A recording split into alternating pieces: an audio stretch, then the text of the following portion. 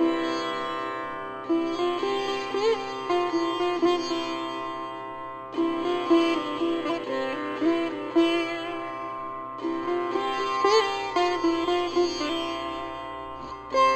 दर्शकों, आप सभी को नमस्कार।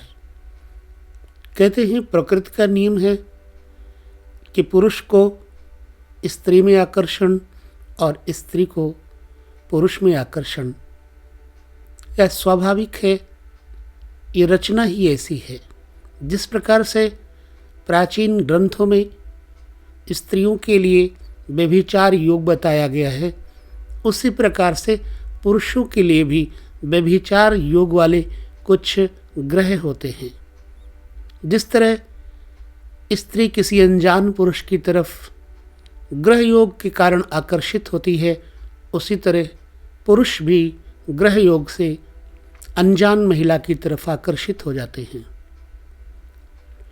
ऐसा नहीं है कि योग आज ही बने हैं। यह योग पुरातत्व से हैं, प्राचीन से हैं। जब से ये प्रकृति की रचना हुई तभी से हैं।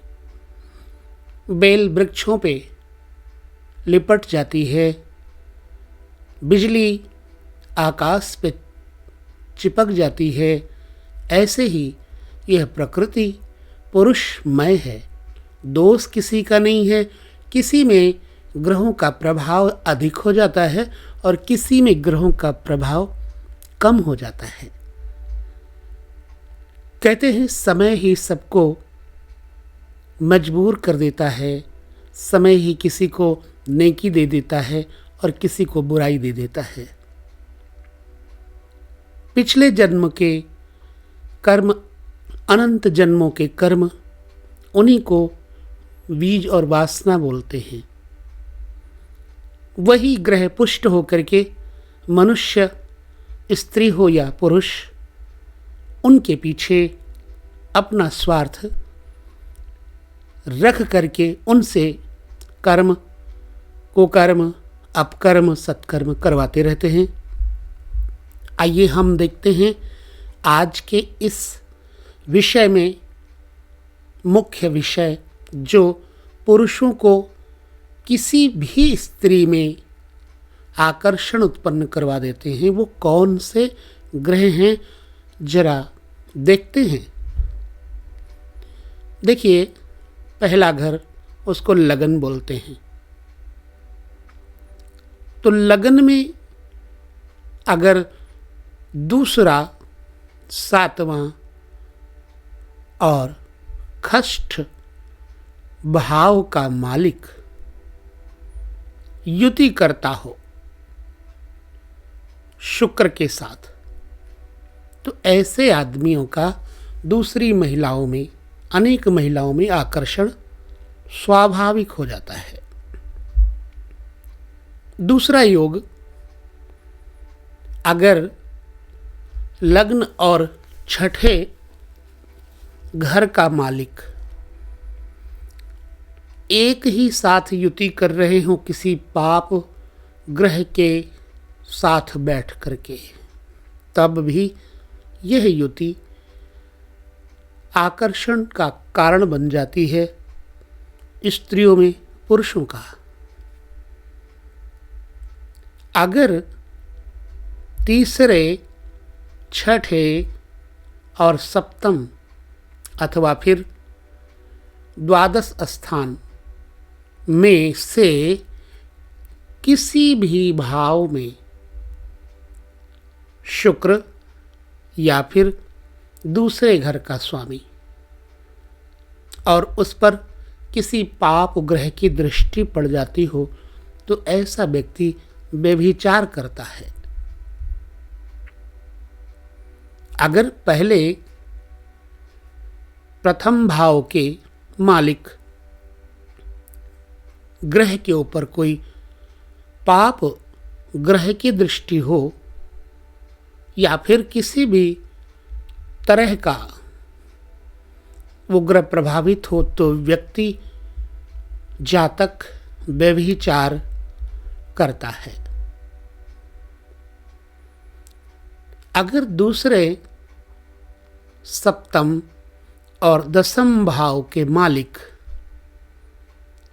एक ही साथ दसम स्थान में बैठे हों, विराजमान हों, तो भी ऐसा आदमी व्यभिचारी, दुराचारी स्वभाव का हो जाता है।